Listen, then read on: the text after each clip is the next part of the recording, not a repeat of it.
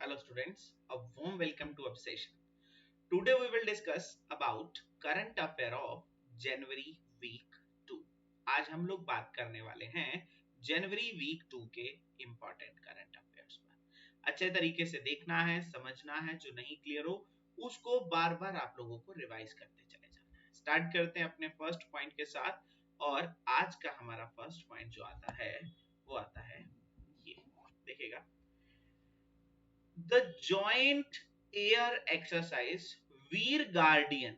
वीर guardian नाम की अभी हाल ही में एक्सरसाइज जो कंडक्ट हुई है वो कहां पर कंडक्ट हुई है? जापान के अंदर 12th ऑफ जनवरी 2023 से लेकर 26th ऑफ जनवरी 2023 तक। ये किस किस के बीच हुई है ये भी देखिएगा, इंडिया और जापान के बीच, जिसमें इंडिया की ओर से ये एयरक्राफ्ट्स ने पार्टिसिपेट किया है। यहां पर हमारे एग्जाम के लिए क्या जरूरी है? एक्सरसाइज का नाम। सबसे पहला पॉइंट आप लोगों के एग्जाम में आ सकता है, वीर गार्डियन नाम की एक्सरसाइज इंडिया की कौन से देश के साथ होती है? तो आपका आंसर क्या रहेगा? सर, वीर गार्डियन इंडिया की जो एक्सरसाइज है वो जापान के साथ होती है। कौन सा देश है? जापान। First point. ये कौन से प्लेस पर कंडक्ट हुई है? अभी हाल ही में हयाकुरी एयर बेस है जापान में, हयाकुरी एयर बेस के अंदर कंडक्ट हुई ये वीर गार्डियन एक्सरसाइज। ठीक है, ये तो न्यूज था जनवरी के वीक 2 का। अब अगर मैं बात करूं इसके साथ और एडिशनल इंफॉर्मेशन की, तो तुम्हें याद है वीर गार्डियन के साथ साथ और कौन सी एक्सरसाइज है जो इंडिया और जापान के बीच में होती है? याद करो, पढ़ा रखा है जाइमेक्स नाम की एक्सरसाइज। किस किस देश के बीच होती है? इंडिया और जापान के बीच। उसके बाद मैंने आपको बताया था जापान के लोग चिरायु होते हैं, लंबी आयु वाले होते हैं। तो मैंने पढ़ा था शिनायु, SHINYUU, शिनायु मैत्री। शिनायु मैत्री नाम की एक्सरसाइज भी इंडिया की कौन से देश के साथ होती है? जापान के साथ। ठीक है, शिनायु मैत्री। और कौन सी है? जाइमेक्स। तीसरी कौन सी है? वीर, यहाँ पर वीर गार्डियन। एक और होती है, याद करो, धर्मा गार्डियन, धर्म की रक्षा करने वाले लोग, धर्मा गार्डियन। धर्मा गार्डियन एक्सरसाइज भी इंडिया की कौन से देश के साथ होती है? जापान के साथ। धर्मा गार्डियन जापान के साथ, शिनायु मैत्री जापान के साथ, जाइमेक्स जापान के साथ, वीर गार्डियन जापान के साथ। और एक और रह गई, धर्म की रक्षा करने वाले हमेशा एक दूसरे का सहयोग करते हैं, सहयोग कैजिन। याद करने का तरीका बताया था, ये पांचों की पांचों एक्सरसाइज इंडिया की कौन से देश के साथ होती है? जापान के साथ। पांचों के नाम आपको याद रखने हैं, वीर गार्डियन, धर्म गार्डियन, जाइमेक्स, शिनायु मैत्री, सहयोग कैजिन। सहयोग कैजिन, धर्म गार्डियन, वीर गार्डियन, शिनायु मैत्री और जाइमेक्स, ये पांच एक्सरसाइज इंडिया की कौन से देश के साथ होती हैं? उस देश का नाम क्या है? जापान। अभी लेटेस्ट में कौन सी हुई है? वो हुई है वीर गार्डियन। कहां पर हुई? हयाकुरी एयरबेस, जापान में। तो ये था हमारा न्यूज नंबर 1, जिसके साथ ये सारी इंफॉर्मेशन मैंने आप लोगों को बताई है। ठीक है, चलते हैं अपने नेक्स्ट न्यूज की ओर। ध्यान से देखिएगा, न्यूज नंबर 2 क्या आता है। देखो, न्यूज नंबर 2 की अगर बात करें तो न्यूज नंबर 2 आता है हमारा ये, union minister of state independent charge science and technology के डॉक्टर जितेंद्र सिंह। डॉक्टर जितेंद्र सिंह जी ने अभी हाल ही में जो साइंस डे होता है ना, सभी को पता है साइंस डे कब मनाया जाता है? सर, साइंस डे 28 फरवरी को होता है, क्योंकि इस दिन सीवी रमन जी ने रमन इफेक्ट की खोज की थी। सीवी रमन जी ने रमन इफेक्ट की खोज की थी, उस दिन की याद में मनाया जाता है। कौन सा डे? Science day. कब होता है? 28 फरवरी को। इसका अभी का थीम डिसाइड हो चुका है। जो 28 फरवरी 2023 है ना, उसमें कौन सा डे होगा? Science day. साइंस डे किसकी याद में मनाया जाता है? सीवी रमन जी की, क्योंकि इस दिन सीवी रमन जी ने क्या किया था? रमन इफेक्ट की खोज की थी। ठीक है, इसका थीम डिसाइड पहले से ही हो गया। देखो, जनवरी में थीम डिसाइड हो गया, इसका जनवरी में ही थीम डिसाइड हो गया। और थीम क्या रखा गया? Global science for global wellbeing. Global science for global wellbeing, global science for global wellbeing इसका थीम रखा गया है। ठीक है, याद रखना है किसका, साइंस डे का। कब मनाया जाता है, 28 फरवरी को। थीम क्या है, global science for global wellbeing. ठीक है, याद रखना है। अगले पॉइंट पर चलते हैं, इसी से ही रिलेट करता हुआ जो साइंस से है, जो प्रीवियस क्लास में मैंने तुम्हें पढ़ाया था, याद हो अगर, तो अभी हाल ही में इंडियन साइंस कांग्रेस कहां पर हुई थी, इंडियन साइंस कांग्रेस कहां पर हुई थी, नागपुर यूनिवर्सिटी में। तो याद रखना है, साइंस से रिलेट करता हुआ दूसरा पॉइंट आया, इंडियन साइंस कांग्रेस कहां पर हुई थी, नागपुर यूनिवर्सिटी में, जो जनवरी के फर्स्ट वीक के करंट अफेयर में पढ़ाया था। ठीक है, तो ये दोनों पॉइंट क्लियर हो गए। अभी क्लास में सिर्फ दो करंट अफेयर हुए। पहला कौन सा हुआ, जापान के साथ वीर गार्डियन एक्सरसाइज, दूसरा कौन सा हुआ, साइंस के बारे में, साइंस डे के बारे में, उसका थीम। ठीक है, और उसके साथ सारी एडिशनल इंफॉर्मेशन। वही है, क्वेश्चन के साथ उसको बिल्कुल यूनिवर्सल बनाकर पढ़ लो, सारी इंफॉर्मेशन को एक बार माइंड में रिवाइज कर लो, ताकि आपके बार बार आप लोगों को याद करने की जरूरत ना पड़े, एक ही बार से रिवाइज करते करते आपको सारी चीजें याद हो चलेगी। ठीक है, चलो आगे बात करते हैं नेक्स्ट न्यूज की और हमारा नेक्स्ट न्यूज आता है ये, अभी हाल ही में हमारे जो केमिकल एंड फर्टिलाइजर के मिनिस्टर हैं, जिनका नाम मनसुख मंडाविया है, उन्होंने अभी हाल ही में तलचेर फर्टिलाइजर प्रोजेक्ट का उद्घाटन किया है ओडिशा में, जो इंडिया का लार्जेस्ट, इंडिया का सबसे बड़ा और पहला कोल गैसिफिकेशन प्लांट है। कोल समझते हैं ना, कोयले का, कोयले का गैसिफिकेशन प्लांट अभी हाल ही में इंडिया का सबसे बड़ा और पहला, इंडिया का सबसे बड़ा और पहला ये प्लांट कहां पर लगाया गया है, ये लगाया गया है ओडिशा के अंदर तलचेर में। तलचेर फर्टिलाइजर प्रोजेक्ट, तलचेर फर्टिलाइजर प्रोजेक्ट की नींव अभी हाल ही में किसने रखी है, हमारे केमिकल एंड फर्टिलाइजर के मिनिस्टर मनसुख मंडाविया जी ने। ठीक है, याद रखिएगा, तलचेर फर्टिलाइजर प्रोजेक्ट कहां पर बनाया गया है, ओडिशा के अंदर बनाया गया है, जो इंडिया का पहला और सबसे बड़ा कोल गैसिफिकेशन प्लांट है, कोल गैसिफिकेशन प्लांट है। समझ गए, इंडिया का सबसे बड़ा और पहला कोल गैसिफिकेशन प्लांट कहां पर लगा, ओडिशा में। नाम क्या है, तलचेर फर्टिलाइजर प्रोजेक्ट, तलचेर फर्टिलाइजर प्रोजेक्ट। ठीक है, बात किसकी चल रही है, तुम्हें पता है, ओडिशा की बात चल रही है, तो ओडिशा को मैं छोड़ने वाला नहीं हूँ। ओडिशा से रिलेटेड पिछले महीनों का पॉइंट नंबर 1, नाउ खाई फेस्टिवल कहां पर मनाया जाता है, ओडिशा में। पॉइंट नंबर 2, ओडिशा इंडिया का पहला ऐसा स्टेट बना जिन्होंने पब्लिश किया एनसाइक्लोपीडिया ट्राइबल कम्युनिटीज के लिए, ट्राइबल कम्युनिटीज के लिए एनसाइक्लोपीडिया लॉन्च करने वाला पहला स्टेट ओडिशा बना है। पॉइंट नंबर 3, धानु यात्रा, अभी धानु यात्रा कहां पर मनाया जाता है, धानु यात्रा फेस्टिवल भी ओडिशा में मनाया जाता है। चौथा, किसानों को अच्छे तरीके से लोन मिल पाए, सिंप्लीफाइड तरीके से लोन मिल पाए, उसके लिए सफल पोर्टल ओडिशा ने शुरू किया है। सफल की फुल फॉर्म है simplified application for agriculture loan, simplified application for agriculture loan किसने शुरू किया है, ओडिशा ने शुरू किया है। ई कुंभ पोर्टल, ई कुंभ पोर्टल अभी हाल ही में languages, different different local languages में सारा कोर्स करिकुलम प्रोवाइड करने के लिए, सारा सिलेबस जो इंजीनियरिंग सिलेबस है and books of 12th local languages में प्रोवाइड करने के लिए ई कुंभ पोर्टल का उद्घाटन अभी हाल ही में हमारे देश की 15वीं प्रेसिडेंट जी ने कहां पर किया है, ओडिशा के भुवनेश्वर में किया है। ठीक है, मुख्यमंत्री शिक्षा पुरस्कार योजना, मुख्यमंत्री शिक्षा पुरस्कार योजना किसने शुरू की है, ओडिशा की सरकार ने शुरू की हुई है। ओडिशा को अभी हाल ही में मिला United nation world habitat award, किस लिए, ओडिशा के जागा मिशन के लिए। ओडिशा की सरकार ने जागा मिशन चलाया था, जिस कारण से ओडिशा की सरकार को United nation world habitat award दिया गया। साथ साथ international craft summit, international craft summit अभी हाल ही में ओडिशा के अंदर हुई थी, और ओडिशा की सरकार ने अनीमिया मुक्त ओडिशा बनाने के लिए अनीमिया मुक्त लक्ष्य अभियान चलाया है। अनीमिया मुक्त लक्ष्य अभियान, जिसका नाम है अम्लान योजना, किसने चलाई है, ओडिशा की सरकार ने चलाई है। साथ साथ ओडिशा के सीएम नवीन पटनायक जी ने बिरसा मुंडा इंटरनेशनल स्टेडियम का उद्घाटन किया, जो इंडिया का सबसे बड़ा हॉकी स्टेडियम है।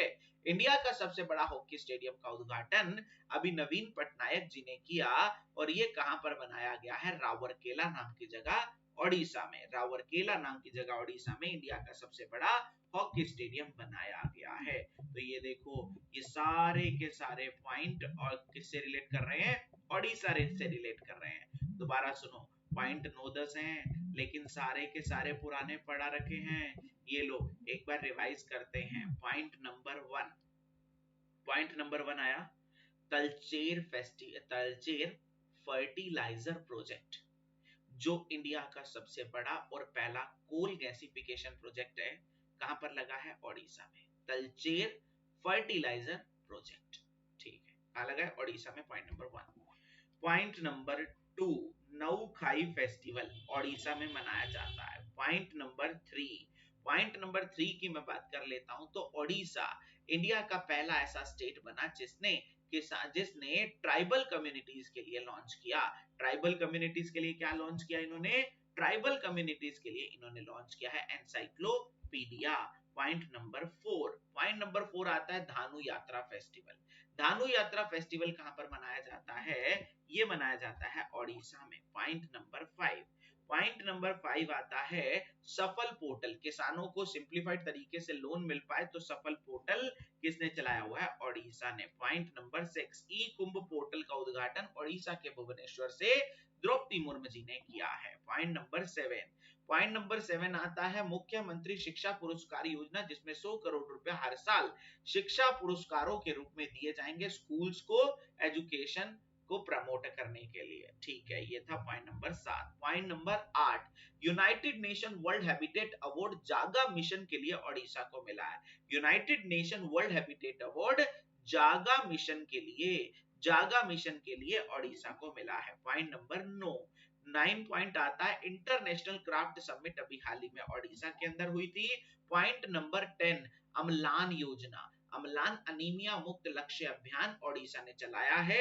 अम्लान योजना के नाम से, अनीमिया पता है ना, जिसमें ब्लड की कमी हो जाती है, ठीक है। अनीमिया मुक्त भारत अभियान अभी हाल ही में किसने चलाया है? वो भी ओडिशा ने चलाया है, अम्लान। और 11वीं योजना, 11वां न्यूज ये है, ओडिशा के अंदर इंडिया का सबसे बड़ा हॉकी स्टेडियम, जिसका नाम क्या है? बिरसा मुंडा हॉकी स्टेडियम, अभी हाल ही में उद्घाटन किया गया है ओडिशा के सीएम नवीन पटनायक जी के द्वारा। तो ये 11 न्यूज रिलेट कर रहे थे किससे? ओडिशा से। सारे मैंने एक साथ ऐड कर दिए हैं, ठीक है। मतलब ये देखो, एक साथ ऐड करने का लॉजिक आप समझ रहे होगे कि एक साथ अगर ऐड हो जाएंगे तो हमारे को याद करने में आसानी होगी, बस, ठीक है। और 2-2 3-3 बार रिवाइज करवा रहा हूं एक एक पॉइंट को, 2-2 3-3 बार रिवाइज हो रहे हैं, तो आराम से फोकस से क्लास देखनी है, ठीक है। बेशक रिकॉर्डेड देख रहे हो, लेकिन अलर्ट, ये नहीं कि लेटते लेटते क्लास देखो, कुछ समझ में नहीं आएगा। फोकस करके आराम से क्लास देखो। चलो आगे बात करते हैं नेक्स्ट न्यूज की, और नेक्स्ट न्यूज आता है India has received its first IVF mobile unit for animals in Amreli in Gujarat. Gujarat के अंदर ना इंडिया की पहली आईवीएफ मोबाइल यूनिट, आईवीएफ तो पता होगा, ठीक है। आईवीएफ एक टेक्नोलॉजी है, इन विट्रो फर्टिलाइजेशन, ठीक है, जिसमें बाहर नेचुरल प्रोसेस से, जो है नेचुरल प्रोसेस से ना करके, जो आप लोगों को सुना होगा क्लोनिंग करना जैसे, ठीक है, क्लोन तैयार कर लेना, एक बाहर नेचुरल प्रोसेस से बच्चे पैदा कर ना करवाकर एक आर्टिफिशियल प्रोसेस से बच्चे पैदा करवाने की process, that is called as a IVF, ठीक है। तो अब ये एनिमल्स के लिए भी हुई है। अभी इंडिया की पहली एनिमल के लिए IVF mobile unit, animal IVF mobile unit होती है जो एक जगह से दूसरी जगह पर शिफ्ट हो जाते हैं, ठीक है।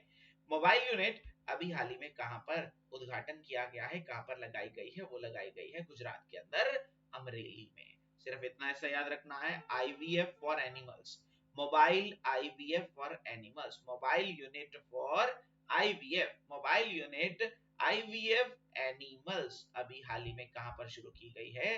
गुजरात में शुरू की गई है, ठीक है। चलो अब बात किसकी चल रही है सर? गुजरात की बात चल रही है, तो गुजरात के बारे में पॉइंट नंबर 1 यहाँ पर मैंने गुजरात के बारे में ऐड ही नहीं किया हुआ है। अब क्यों ऐड नहीं किया है? हो सकता है कि पिछली क्लास में मैंने पूरा गुजरात के बारे में सारे पॉइंट बताए हों, जिस कारण से मैंने यहाँ पर ऐड नहीं किया होगा, ठीक है। बट डोंट वरी, गुजरात के बारे में जो जो पॉइंट आप लोगों को बता रखे हैं, जो जो स्कीम्स आप लोगों को बता रखे हैं, अपने माइंड में रिवाइज कर लो, ठीक है। अब ये नहीं कि हर क्लास में मैं रिवाइज करवाऊं, तो अपने प्रीवियस क्लास में रिवाइज करवाए होंगे, तो धीरे धीरे करके अपने माइंड में इसको पोज करो और अपने माइंड में सोच लो गुजरात में क्या क्या क्या क्या पॉइंट मैंने पिछली क्लास में आप लोगों को बताए थे, कि गुजरात के अंदर अभी कौन सा फेस्टिवल मनाया गया, गुजरात के अंदर अभी हाल ही में किस चीज का उद्घाटन किया गया है, ठीक है। वो सारे पॉइंट अपने आप ही रिवाइज कर, ओके। पता चल गया। यहाँ पर मैंने सिर्फ इतना बताया है, इंडिया की पहली पहली mobile IVF unit for animal, mobile IVF unit for animal कहां पर लगाई गई है? गुजरात के अंदर लगाई गई है, ठीक है। आगे नेक्स्ट न्यूज की ओर चलते हैं। प्रवासी भारतीय दिवस बार बार पढ़ा रहा था ये तो मैं, ठीक है। कब मनाया जाता है, कब मनाया जाता है प्रवासी भारतीय दिवस, कब मनाया जाता है? याद होगा, याद होगा कि इंडिया में प्रवासी भारतीय दिवस कब मनाया जाता है, ओके। चलो अब बात कर लेते हैं यहाँ पर प्रवासी भारतीय दिवस की। तो आप सभी को पता है ये कब मनाया जाता है। देखो, प्राइम मिनिस्टर नरेंद्र मोदी जी ने 17th प्रवासी भारतीय दिवस का उद्घाटन किया। सबसे पहला पॉइंट, कहां पर मनाया गया, कौन सा डे? NRI डे भी बोलते हैं इसको, कौन सा डे बोलते हैं? NRI डे भी इसे कहा जाता है। पहली बात, मनाया कब जाता है? 9th ऑफ जनवरी को, बिकॉज इस दिन 1915 में महात्मा गांधी जी साउथ अफ्रीका से लौट कर आए थे, जो उस दिन की याद में मनाया जाता है 9 जनवरी को। कौन सा डे? प्रवासी भारतीय दिवस। इस बार इसका सेलिब्रेशन कहां पर हुआ? इंदौर मध्य प्रदेश में। इस बार इसका थीम क्या था? ये थीम रखा गया था diaspora reliable partners for India's progress in Amritkaal. Diaspora reliable partners for India's progress in Amritkaal. किसका थीम रखा गया था? पता चल गया आप लोगों को, ये थीम रखा गया था प्रवासी भारतीय दिवस का। तो याद रखना है, प्रवासी भारतीय दिवस कब मनाया जाता है? 9th ऑफ जनवरी को।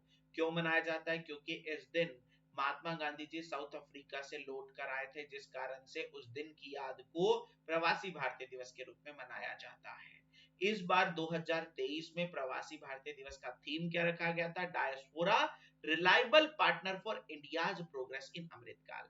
Diaspora reliable partner for India's progress in Amritkaal. और इस बार चीफ गेस्ट कौन रहा था? कहां मनाया गया? इंदौर में। इस बार इसका चीफ गेस्ट कौन रहा था? ये रहे थे गुयाना के प्रेसिडेंट मोहम्मद इरफान अली।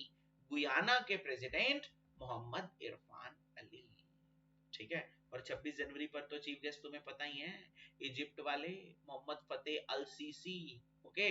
इजिप्ट के प्रेसिडेंट मोहम्मद फतेह अल सीसी, वो तो 26 जनवरी को। लेकिन 9 जनवरी को इंडिया के NRI डे वाले दिन, प्रवासी भारतीय दिवस वाले दिन, कौन चीफ गेस्ट रहा था? गुयाना के president. The name of that president is mister Mohammed Irfan Ali, ठीक है। पॉइंट क्लियर है? आगे चलें अपने अगले पॉइंट की ओर। ये तो सिंपल सा पॉइंट है, वर्ल्ड स्पाइस कांग्रेस। बहुत बार जब भी महाराष्ट्र की एडिशनल इंफॉर्मेशन दी है, आपको पढ़ाया है। वर्ल्ड स्पाइस कांग्रेस कहां पर मनाया जाएगा? फरवरी में, मुंबई महाराष्ट्र में।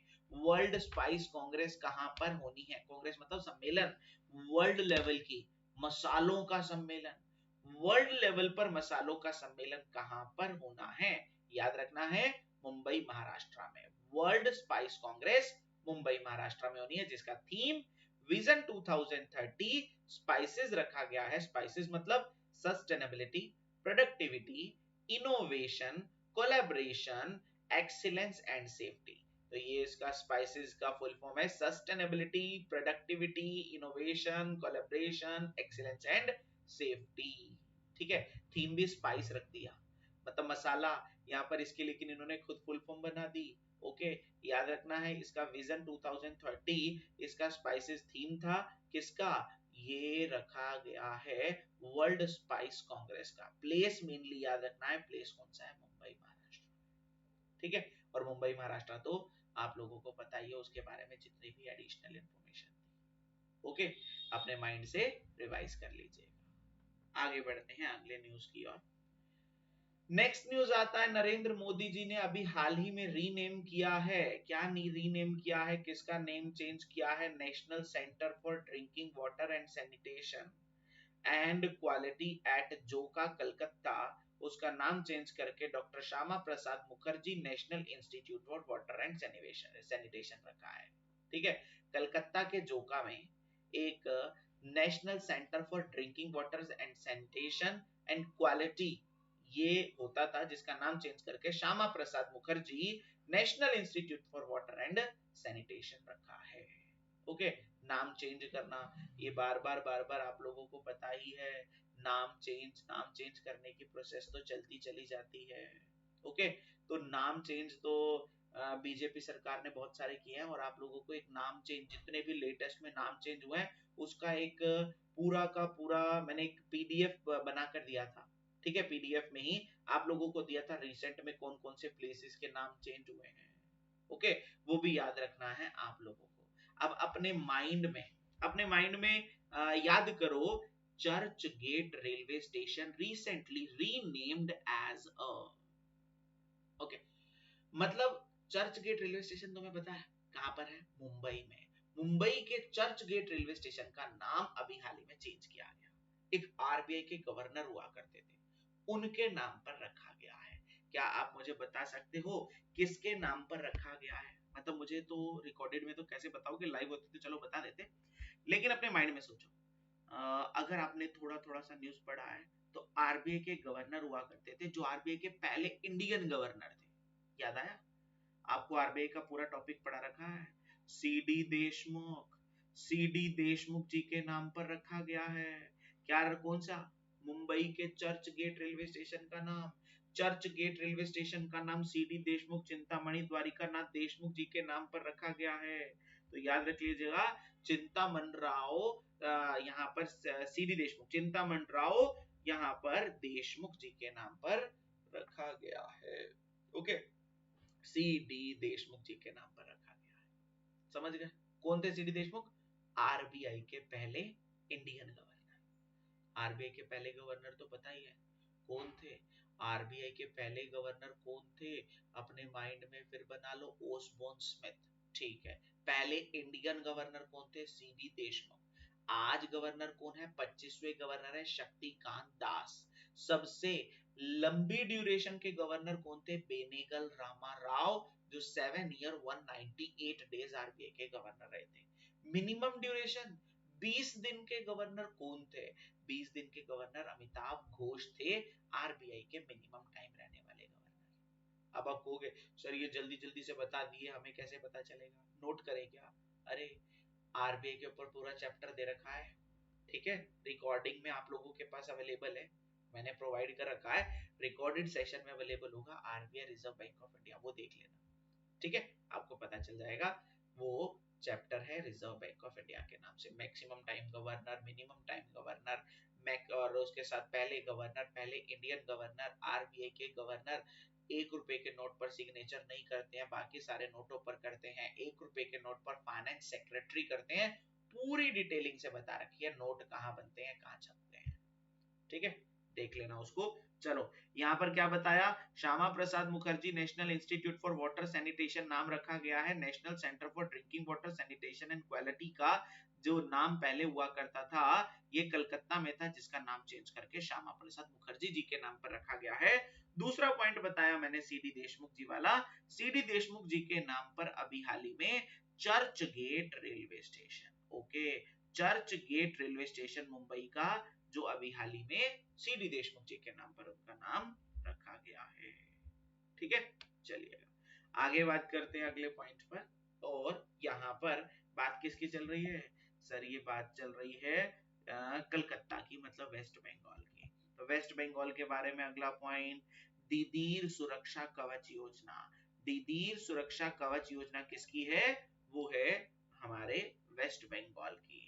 दूसरा पॉइंट आया international Calcutta book fair. International Calcutta book fair अभी हाल ही में लगाया गया, जिसमें फोकस कंट्री बनाया गया स्पेन को, फोकस कंट्री स्पेन बनी है।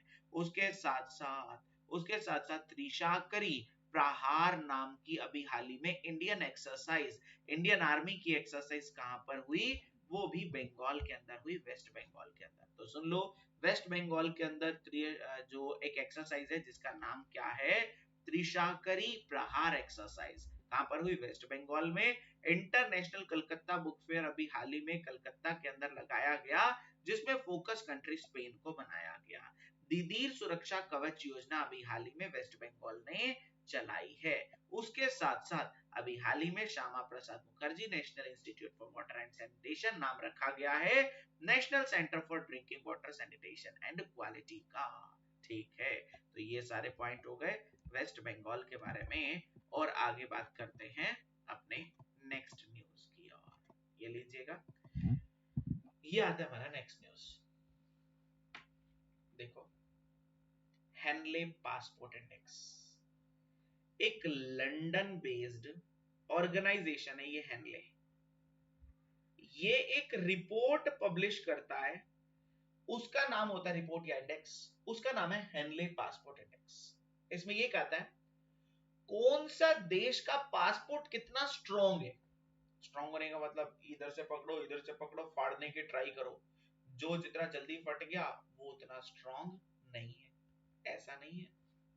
ठीक है, स्ट्रॉन्ग पासपोर्ट होने का मतलब क्या है, किस देश के पासपोर्ट के साथ आप मैक्सिमम टू मैक्सिमम कंट्री में विदाउट वीजा अराइवल दे सकते हैं, मतलब विदाउट वीजा जा सकते हैं। जैसे एक देश है जिस देश का नाम है जापान। जापान का अगर किसी के पास वीजा है ना, तो जापान का वीजा जिसके पास है वो 193 कंट्री में बिना वीजा लगवाए घूम सकता है। अगर क्या है, जापान का पासपोर्ट, जापान का पासपोर्ट है, बिना वीजा लगवाए जाओ। इंडिया का पासपोर्ट है, जापान के पासपोर्ट से कितनी कंट्री में 193, इंडिया के पासपोर्ट से कितनी कंट्री में 59 कंट्री में। जिस कारण से पहले नंबर पर कौन सा आया, जापान, क्योंकि जापान का पासपोर्ट इतना स्ट्रांग है कि आप बिना वीजा लगवाए 193 कंट्री में जा सकते हैं। और इंडिया का पासपोर्ट, इंडिया का पासपोर्ट 59 कंट्री में वैलिड है, जिस कारण से इंडिया की पोजीशन है 85th। हेनले पासपोर्ट इंडेक्स में इंडिया का प्लेस क्या है, इंडिया का प्लेस है 85th, बिकॉज इंडिया के पासपोर्ट के साथ 59 कंट्री में बिना वीजा के जाया जा सकता है। बट जापान का पासपोर्ट सबसे नंबर 1 पर है, क्योंकि जापान के पासपोर्ट के साथ 193 कंट्रीज में बिना वीजा के घुमा जा सकता है। तो यही रिपोर्ट कौन पब्लिश करता है, हेनले, लंदन का एक ऑर्गेनाइजेशन है जिसने इस रिपोर्ट को पब्लिश किया। ठीक है, याद रखना है। उसके साथ साथ बात किसकी चल रही है, यहाँ पर पासपोर्ट की। ठीक है, पासपोर्ट की बात के साथ साथ वीजा की भी बात चल रही थी। पहले तो वीजा की फुल फॉर्म पता होनी चाहिए सभी को। वीजा की फुल फॉर्म है विजिटर्स इंटरनेशनल स्टे एडमिशन। हम लोग सुनते तो रहते हैं वीजा वीजा वीजा, उसकी फुल फॉर्म भी पता है, विजिटर इंटरनेशनल स्टे एडमिशन होती है। ठीक है, उसके साथ साथ आगे मैं बात करूं, हमारे पासपोर्ट के टाइप्स होते हैं। पासपोर्ट के types, types of passport. Passport कितने टाइप का होता है, पासपोर्ट एक तो नॉर्मल नेवी ब्लू वाला होता है। नेवी ब्लू पासपोर्ट जो है वो नॉर्मल आप और मेरे जैसे आदमी का होता है। उसके साथ साथ एक होता है व्हाइट पासपोर्ट। व्हाइट पासपोर्ट होता है ऑफिशियल्स का, बड़े बड़े ऑफिशियल्स का। और एक होता है मैरून पासपोर्ट। मैरून पासपोर्ट जो होता है वो होता है हमारे एम्बेसडर्स का, जो एम्बेसी में रहते हैं ना, एक कंट्री के दूसरी कंट्री में एम्बेसडर्स होते हैं, हाई कमिश्नर होते हैं, उनका कौन सा बनाया जाता है, मैरून पासपोर्ट। बड़े बड़े ऑफिशियल का व्हाइट पासपोर्ट, आप और मेरे जैसे लोगों का नेवी ब्लू पासपोर्ट होता है। तो याद रख लेना, व्हाइट पासपोर्ट, मैरून पासपोर्ट और नेवी ब्लू। आप, एक पर्सन ने क्वेश्चन पूछा, जैसे अभी तो लाइव क्लास नहीं है, लाइव क्लास में क्वेश्चन पूछा गया, सर इसमें डिफरेंस क्या है, इन तीनों पासपोर्ट में डिफरेंस क्या है। डिफरेंस है कंडीशंस है। आपके पास नॉर्मल पासपोर्ट है नेवी ब्लू वाला, आप जाओगे एयरपोर्ट अथॉरिटी को दिखाओगे, एयरपोर्ट अथॉरिटी को दिखाओगे, उसके बाद जाकर वो स्टैम्प स्टूप लगाएंगे, उसके बाद जाकर आगे अप्रूवल मिलेगा, है ना। ये व्हाइट और मैरून पासपोर्ट में ना, व्हाइट पासपोर्ट में थोड़ा ये रिस्ट्रिक्शंस कम हो जाती हैं, बस जाओ, आपको कोई चेक चुक नहीं करेगा, जल्दी जाओ, क्योंकि आपका टाइम बहुत कीमती है, क्योंकि बड़े बड़े ऑफिशियल्स क्या है ना, ऐसे ही मैरून पासपोर्ट में तो सीधा जाओ, किसी को दिखाने की जरूरत नहीं, अगर कोई पूछ ले तो दिखा दो कि आप कौन हो, नहीं तो आपको कोई भी मना नहीं कर सकता। मतलब कंट्रोल रिस्ट्रिक्शंस बहुत ही कम हो जाती हैं, क्योंकि बड़े बड़े ऑफिशियल्स के पासपोर्ट होते हैं, इनको किसी को दिखाने की जरूरत नहीं, कोई भी फालतू फंड में लाइनों में खड़े होने की जरूरत नहीं, सीधा जाएंगे और ये अपना पासपोर्ट के थ्रू एंट्री ले लेंगे सीधे, ठीक है, क्योंकि इनका टाइम कीमती है ना, जिस कारण से इनको व्हाइट और मैरून पासपोर्ट बना कर दिए जाते हैं। आगे बात करते हैं अगले पॉइंट पर। अगला पॉइंट आता है हमारा किससे रिलेट करता हुआ, मनरेगा से। मनरेगा को पता ही आप लोगों को, Mahatma Gandhi national rural employment guarantee act 2005 में शुरू हुई थी। मनरेगा के एम्प्लॉइज को पेंशन देने वाला, मनरेगा के एम्प्लॉइज को पेंशन देने वाला इंडिया का पहला स्टेट बना है, वो बना है केरला, ठीक है। To pay out as an urban job guarantee scheme are manifold and will help ensure that the image of the returning migrant does not come back to the hunt and the collaborative conscience। तो वो कहते हैं अभी हाल ही में बना है फर्स्ट स्टेट केरला, जिन्होंने लॉन्च किया है welfare fund board to provide the pension. Pension किसको, मनरेगा वर्कर को। मनरेगा वर्कर को पेंशन देने वाला इंडिया का पहला स्टेट कौन सा बना है, वो बना है हमारा केरला। याद रखिएगा, केरला इंडिया का पहला स्टेट बना है जिन्होंने मनरेगा वर्कर्स को क्या डिक्लेयर किया है, पेंशन डिक्लेयर की है, ठीक है। मनरेगा आई कब थी, 2005 में, ये तो पता ही है, Mahatma Gandhi national rural employment guarantee act, जिसमें 100 दिन का रोजगार मिलता है, और आगे कह रहे हैं 100 दिन के रोजगार को बढ़ाकर 150 दिन कर दें, ठीक है, चल गया पता। अब आगे बात करूं मनरेगा के बारे में, अभी एक न्यूज चल रहा था, लेटेस्ट न्यूज चल रहा था कि मनरेगा जो है ना, मनरेगा में सबसे ज्यादा पैसा जो वेज रेट है ना, वो हरियाणा में मिलता है 357 पर डे, सबसे ज्यादा वेज रेट, मतलब दिहाड़ी कहते हैं जिसको, एक दिन की मजदूरी, मैक्सिमम स्टेट वाइज अलग अलग है ये, सबसे ज्यादा मजदूरी मिलती है किसमें, हरियाणा के अंदर। तो हरियाणा मनरेगा के तहत मजदूरी देने में सबसे टॉप पर है, 357 पर डे दिए जाते हैं हरियाणा के अंदर काम करने वाले एम्प्लॉइज को, ठीक है। और मनरेगा के बारे में एक और न्यूज आया था कि वेस्ट बंगाल को जो मनरेगा का फंड मिलता है, वो गवर्नमेंट ने अभी बंद कर दिया है। वेस्ट बंगाल को गवर्नमेंट ने अभी फंड देना बंद कर दिया है मनरेगा के तहत, जो मनरेगा का फंड वेस्ट बंगाल को जाता था, ठीक है। दोबारा सुनो ये तीनों पॉइंट मनरेगा के बारे में। मनरेगा की बात कर रहे हैं तो मनरेगा के एम्प्लॉइज को पेंशन देने वाला इंडिया का पहला स्टेट कौन सा बना है, केरला बना है। मनरेगा कब शुरू हुआ था, 2005 में। कितने दिन का रोजगार मिलता है, 100 दिन का, जिसको बढ़ाकर 150 दिन कर रहे हैं। पॉइंट नंबर 2, मनरेगा की बात करें तो मनरेगा में सबसे ज्यादा वेज रेट हरियाणा का है, 357 per day. Point number 3, MNREGA की बात करें तो मनरेगा में वेस्ट बंगाल, मनरेगा की बात चल रही है तो मनरेगा में वेस्ट बंगाल को फंड देना हमारी गवर्नमेंट ने अभी बंद कर दिया है मनरेगा के तहत, ठीक है। तो ये तीनों के तीनों पॉइंट किससे रिलेट कर रहे थे, मनरेगा से रिलेट कर रहे हैं, ओके। पॉइंट क्लियर है, चलिएगा नेक्स्ट पॉइंट पर चलते हैं। नेक्स्ट न्यूज आता है ये, chief minister of Kerala, Kerala की फिर दोबारा बात आ गई। केरला के चीफ मिनिस्टर जी ने अभी हाल ही में क्या लॉन्च किया है, ये कहा है कि इंडिया का पहला fully digital in its banking services, India का पहला digital banking state, India's first state to go fully digital. India का पहला डिजिटल बैंकिंग स्टेट कौन सा बना है, केरला। इंडिया का पहला डिजिटल बैंकिंग स्टेट कौन सा बना है, केरला बना है, याद रखिएगा, इंडिया का पहला डिजिटल बैंकिंग स्टेट केरला बना है। और केरला के बारे में एक और पॉइंट, अभी हाल ही में Cuban social worker and human right activist, जिनका नाम क्या है, अल्रेडा, अल्रेडा गुइवारा, ओके, अल्रेडा गुइवारा, जिनको अभी हाल ही में के.आर. गोरी अम्मा नेशनल अवार्ड से नवाजा गया है। इन्होंने डिफरेंटली एबल्ड बच्चों के लिए बहुत काम किया, जिस कारण से ये अल्रेडा गुइवारा को इस अवार्ड से नवाजा गया है। ये अवार्ड दिया किसने है, केरला के सीएम पिनरई विजयन जी ने इस अवार्ड को अभी हाल ही में दिया है, ओके, केरला के सीएम पिनरई विजयन जी ने अभी हाल ही में एक अवार्ड, जिस अवार्ड का नाम क्या है, के आर गौरी अम्मा नेशनल अवार्ड, के आर गौरी अम्मा नेशनल अवार्ड, ये किसे दिया है, अल्फ्रेडा गुइवारा को, अल्फ्रेडा गुइवारा को दिया है। ठीक है, केरला की बात चल रही थी, ये भी केरला के बारे में न्यूज था। फिर बात करते हैं नीरू यादव पर, ये इंपॉर्टेंट है, यहाँ तक केरला के बारे में क्लियर हो गया। अगला न्यूज आता है नीरू यादव पर। नीरू यादव, जिनको हॉकी वाली सरपंच के नाम से जाना जाता है, उसके उन्होंने अभी नाबार्ड के साथ एग्रीमेंट साइन किया है, नाबार्ड के साथ एग्रीमेंट साइन किया to start the farmer producer organisation with the assistance of Society of Indian Institute of Rural Development to support the farmer of लंबी अहीर विलेज ऑफ राजस्थान। राजस्थान के लंबी अहीर विलेज में किसानों को सहायता देने के लिए अभी हाल ही में नाबार्ड ने ये जो हॉकी वाली सरपंच नीरू यादव हैं, उनके साथ एग्रीमेंट को साइन किया है। हॉकी वाली सरपंच नीरू यादव के साथ किसने एग्रीमेंट साइन किया है, एक पैक्ट साइन हुआ इन दोनों के बीच में, वो है ताकि किसानों को बढ़ावा दिया जा सके, किसानों को फंडिंग आसानी से हो सके, ये अभी हाल ही में बढ़ावा दिया है। बढ़ावा देने के लिए नीरू यादव जी के साथ नाबार्ड ने एग्रीमेंट साइन किया। नीरू यादव को किस नाम से जानते हैं, हॉकी वाली सरपंच के नाम से जानते हैं।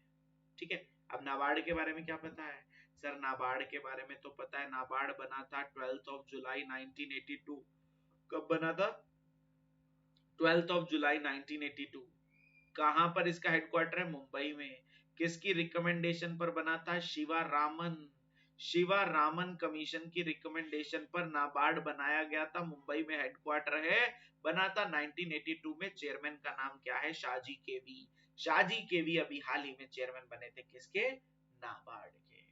ठीक है, तो नाबार्ड के बारे में याद रखना है, और नाबार्ड ने अभी हाल ही में नीरू यादव हॉकी वाली सरपंच के साथ भी एग्रीमेंट साइन किया है। चलिएगा नेक्स्ट न्यूज। एनपीसीआई का नाम सुना है ना, अरे जो वो जिन्होंने क्या क्या बनाया, जिन्होंने भीम ऐप बनाई, जिन्होंने यूपीआई बनाया, वही तो है ना एनपीसीआई। एनपीसीआई ने अभी हाल ही में अलाउ किया कि UPI transaction non resident bank account में आसानी से हो सकती है 10 कंट्री में, मतलब 10 कंट्री में हमारा यूपीआई चलने लग गया। ठीक है, 10 कंट्री में यूपीआई वैलिड हो चुका है। ये 10 कंट्री के नाम दे रखे हैं, बस इतना सा याद रखो, कितनी कंट्री में अभी यूपीआई वैलिड हो चुका है, वो है 10 कंट्री। 10 कंट्री से आप यूपीआई के थ्रू ट्रांजैक्शन कर सकते हैं, 10 कंट्रीज में यूपीआई के थ्रू ट्रांजैक्शन किया जा सकता है। याद रखिएगा, ये किसने लॉन्च किया, एनपीसीआई। एनपीसीआई की full form national payment corporation of India, जो इंडिया में ये सारा डिजिटल तरीके से काम को देखता है, चाहे वो भीम ऐप बनाने की बात हो, चाहे वो यूपीआई बनाने की बात हो, चाहे वो भारत बिल पेमेंट सिस्टम बनाने की बात हो, ये सारा किसने बनाया हुआ है, रुपे कार्ड बनाने की बात हो, ये सब एनपीसीआई की देन है, national payment corporation of India की। ठीक है, अब एनपीसीआई का यूपीआई 10 कंट्री में वैलिड है, आसानी से इन 10 कंट्री में इजीली ट्रांजैक्शन की जा सकती है। ओके, चलो आगे बढ़ते हैं। अवार्ड पर एक और अवार्ड आया है अभी हाल ही में, इंडियन एक्ट्रेस डायरेक्टर जिनका नाम है अपर्णा सेन। अपर्णा सेन को मिला है अभी हाल ही में life time achievement award at the 15th edition of Jaipur international film festival. Jaipur international film festival में अपर्णा सेन को लाइफ टाइम अचीवमेंट अवार्ड मिला है। अपर्णा सेन को लाइफ टाइम अचीवमेंट अवार्ड दिया गया, किसमें, जयपुर इंटरनेशनल फिल्म फेस्टिवल में। जयपुर इंटरनेशनल फिल्म फेस्टिवल में अपर्णा सेन को लाइफ टाइम अचीवमेंट अवार्ड दिया गया। ठीक है, अब बात किसकी चल रही है, लाइफ टाइम अचीवमेंट अवार्ड की। तो सारे पुराने लाइफ टाइम अचीवमेंट को देख लेते हैं। अभी हाल ही में US India strategic partnership forum ने लाइफ टाइम अचीवमेंट अवार्ड दिया था शिव नडार को। शिव नडार जिनकी बेटी रोशनी नडार है, एचसीएल की फाउंडर हैं। ठीक है, एचसीएल के फाउंडर ये हैं शिव नडार। अभी हाल ही में कैपिटल फाउंडेशन नाम के ऑर्गेनाइजेशन ने नवीन पटनायक ओडिशा के सीएम जो हैं, उनको दिया था लाइफ टाइम अचीवमेंट अवार्ड। ठीक है, उसके साथ साथ जेके टायर के एमडी जिनका नाम रघुपति सिंघानिया है, उनको PhD chamber of commerce and industry ने अभी लाइफ टाइम अचीवमेंट अवार्ड दिया है। यूके ने डॉक्टर मनमोहन सिंह जी को लाइफ टाइम अचीवमेंट अवार्ड दिया है। तो ये सारे लाइफ टाइम अचीवमेंट की बात चल रही थी, 1 2 3 4 और ये 5 लाइफ टाइम अचीवमेंट अवार्ड मिले हैं। देखो अलग अलग ऑर्गेनाइजेशन दे रहे हैं। अभी international film festival, Jaipur international film festival में life time achievement award Aparna Sen को मिला है। उसके साथ साथ US India strategic partnership forum ने शिव नडार को दिया है। उसके साथ साथ कैपिटल फाउंडेशन ने नवीन पटनायक जी को दिया है। उसके साथ साथ पीएचडी चैम्बर ऑफ कॉमर्स ने रघुपति सिंघानिया जेके टायर के चेयरमैन, उनको लाइफ टाइम अचीवमेंट अवार्ड दिया है। और पांचवा आता है हमारा, वो आता है यूके ने। यूके ने किसको दिया है? वो दिया है डॉक्टर मनमोहन सिंह जी को लाइफ टाइम अचीवमेंट अवार्ड। ठीक है, तो ये भी सारे पॉइंट आप लोगों को क्लियर हो चुके हैं। तो वही है ना, बार बार हर एक पॉइंट को मैं रिवाइज करवाता चला जा रहा हूं ताकि वो आप लोगों को याद रहे। ठीक है, चलिएगा फिर चलते हैं अपने अगले पॉइंट की ओर। और हमारा अगला पॉइंट क्या आता है? Rajya Sabha member of parliament former chief justice of India Ranjan Gogoi ji ने अभी हाल ही में बुक लॉन्च की है, मुख्यमंत्री डायरी 1। मुख्यमंत्री डायरी 1, जिसमें जो सीएम असम के हिमांता बिस्वा शर्मा हैं, उनके पहले साल की सारी एक्टिविटी एज अ सीएम, उन्होंने पहले साल में क्या क्या काम किए, पहले साल की सारी डे टू डे की एक्टिविटी इस बुक के अंदर लिखी हुई है, जिसका विमोचन किसने किया अभी हाल ही में? यहाँ पर मुख्यमंत्री डायरी 1 बुक का नाम है चीफ जस्टिस, फॉर्मर पुराने chief justice of India Ranjan Gogoi ji ने, इंडिया के पुराने चीफ जस्टिस ऑफ इंडिया ने मुख्यमंत्री डायरी 1 का उद्घाटन किया है। और मुख्यमंत्री डायरी 1 ये बुक किससे रिलेट करती है? आसाम के सीएम हिमांता बिस्वा शर्मा जी से रिलेट करती है। ठीक है, चलिएगा आगे बात करें अगले पॉइंट पर। अगले भी अगर बात कर लेते हैं तो एक अवार्ड पर यहाँ पर है, वो है अदार पूनावाला। सीरम इंस्टीट्यूट सुना है ना? सीरम इंस्टीट्यूट के सीईओ अदार पूनावाला, अदार पूनावाला जी को अभी मिला पहला डॉक्टर पेंटा PATAN पेंडाग्रो कदम मेमोरियल अवार्ड। बस इतना सा याद रखना, PATANGRAO। ठीक है, वो जो पैटानग्रो कदम मेमोरियल अवार्ड अभी हाल ही में किसको मिला है? वो है सीईओ किसके? सीरम इंस्टीट्यूट के, जिनका नाम क्या है? अदार पूनावाला। अदार पूनावाला जी को ये अभी हाल ही में कदम मेमोरियल अवार्ड दिया गया है। उसके साथ साथ अभी हाल ही में गैबॉन, गैबॉन की नई प्राइम मिनिस्टर बनी है। गैबॉन की नई प्राइम मिनिस्टर बनी है, जिनका नाम क्या है? जिनका नाम है एलियन क्लाउडी बैली। एलियन क्लाउडी बैली, एलियन क्लाउडी बैली अभी हाल ही में बनाई गई हैं। वो बनाई गई, मतलब ये याद रखो एलियन बनी है। ट्रिक बनाओ, नाम आपको अगर मेरी प्रोनाउंसिएशन में कोई गड़बड़ी है तो कोई बात नहीं, ठीक है, नाम में कोई चप चलता है, लेकिन ना याद करो ट्रिक से। अब एलियन याद रख लेना, एलियन गैबॉन की नई प्राइम मिनिस्टर बनी है। एलियन, एलियन गैबॉन की नई प्राइम मिनिस्टर बनी है, तो एलियन बनी है, एलियन याद रख लेना। गैबॉन, गैबोन वही देश है, गैबोन के नाम से याद आ रहा होगा, थोड़े दिन पहले पढ़ाया था। गैबोन और टोगो, दो नए देश जो मेंबर बने हैं किसके? कॉमनवेल्थ के। कॉमनवेल्थ के नए मेंबर देश कौन है? गैबोन और टोगो। कॉमनवेल्थ के नए मेंबर देश कौन बने थे? गैबोन और टोगो। और उसी गैबोन की बात चल रही है, गैबोन की नई प्राइम मिनिस्टर बनी है कौन? एलियन। ठीक है, चलो ये भी पता चल गया। आगे बात करते हैं, आप सभी को ग्रैंड मास्टर के बारे में पता है, पिछली क्लास में भी बताया था। अभी बने हैं 79 ग्रैंड मास्टर, जिनका नाम क्या है? एम प्रणेश। एम प्रणेश तमिलनाडु से रिलेट करते हैं, वो बने हैं 79th grand master. 79 grand master, grand slam, grand pre, पता है ना सारा कुछ? ठीक है, बार बार बताता हूँ। ग्रैंड मास्टर चेस से, ग्रैंड स्लैम टेनिस से, grand prix formula 1 race India में कौन सी हुई थी? अभी हाल ही में हैदराबाद में। ठीक है, ग्रैंड प्री हुई थी जो। चलो, तो 79th चेस के ग्रैंड मास्टर कौन बने? एम प्रणेश। और उसके साथ साथ 78th जो मैंने पहले पढ़ाए थे पिछली क्लास में, वो बने थे कौस्तभ चटर्जी। कौस्तभ चटर्जी बने थे 78th। 79th कौन बने हैं? एम प्रणेश। ठीक है, और 80th भी देख लो, 80th कौन बने हैं? Vighnesh N R. 80th बने हैं Vighnesh N R. Vighnesh N R 80th grandmaster अभी बने हैं। चलिएगा, उसके बाद आगे बात करते हैं, अगला पॉइंट आता है हमारा, मध्य प्रदेश के सीएम शिवराज सिंह चौहान जी ने अभी हाल ही में जो खेलो India youth game Madhya Pradesh में हुए उसका अभी हाल ही में लोगो मास्कोट ये पब्लिश किया है। मास्कोट क्या रखा है? आशा, एक फीमेल चीता और मोगली, ठीक है, मोगली। उसके साथ साथ टॉर्च, अमरकंटक, ठीक है, अमरकंटक ये टॉर्च है।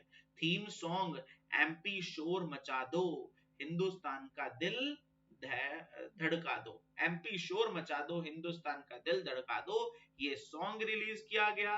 टॉर्च अमरकंटक रखी गई, मास्कोट आशा का चीता अभी हाल ही में ये रखा गया है। मास्कोट किसका? खेलो इंडिया यूथ गेम का। पता है ना खेलो इंडिया यूथ गेम कहां पर? मध्य प्रदेश में। और खेलो इंडिया यूनिवर्सिटी कहां पर होने हैं इस साल 2023 में? उत्तर प्रदेश में। खेलो इंडिया यूथ गेम पता चल गया मध्य प्रदेश में, और खेलो इंडिया यूनिवर्सिटी गेम ये भी आप लोगों को याद होने चाहिए। खेलो इंडिया यूनिवर्सिटी गेम की बात चलती है तो खेलो इंडिया यूनिवर्सिटी गेम वो कहां पर है? उत्तर प्रदेश में। ओके, ये सारे के सारे जो आप लोगों को पॉइंट पता होने चाहिए।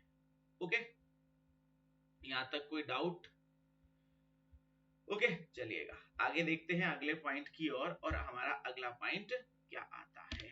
और साथ साथ ना इसमें एक और पॉइंट भी इंपॉर्टेंट है, खेलो इंडिया यूथ गेम वाला एक एग्जाम में पूछा गया था अभी। हाँ, याद आ गया। खेलो India youth game Madhya Pradesh के अंदर जो कितने वेन्यू पर होने हैं, समझ गए ना? खेलो India youth game Madhya Pradesh में टोटल कितने प्लेसेस पर होने हैं ये याद रख लेना। 11 प्लेसेस हैं टोटल मध्य प्रदेश में, जैसे इंदौर है, भोपाल है, ऐसे ऐसे टोटल 11 प्लेसेस है जहां पर ये होने हैं। ओके, खेलो इंडिया यूथ गेम्स। आगे देखो, आगे बात कर लेते हैं। अभी हाल ही में स्टार्टअप इनोवेशन वीक की बात चल रही है। मिनिस्ट्री ऑफ कॉमर्स ने सेलिब्रेट किया स्टार्टअप इंडिया इनोवेशन वीक, जो 10 से लेकर 16 जनवरी तक मनाया गया। स्टार्टअप इंडिया इनोवेशन वीक 10 से लेकर 16 जनवरी तक मनाया गया। क्यों?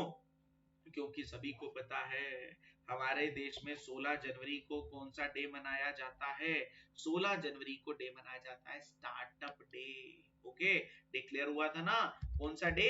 Startup day. तो याद रखना है स्टार्टअप डे कब मनाया जाता है। तो स्टार्टअप डे कब मनाया जाता है? 16 जनवरी को मनाया जाता है।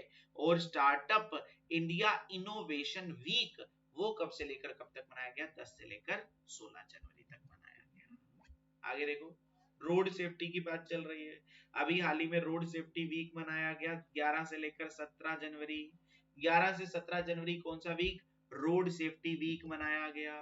उसके साथ साथ ये national women trafficking awareness day, women trafficking मानव तस्करी उसके खिलाफ डे कब मनाया जाता है?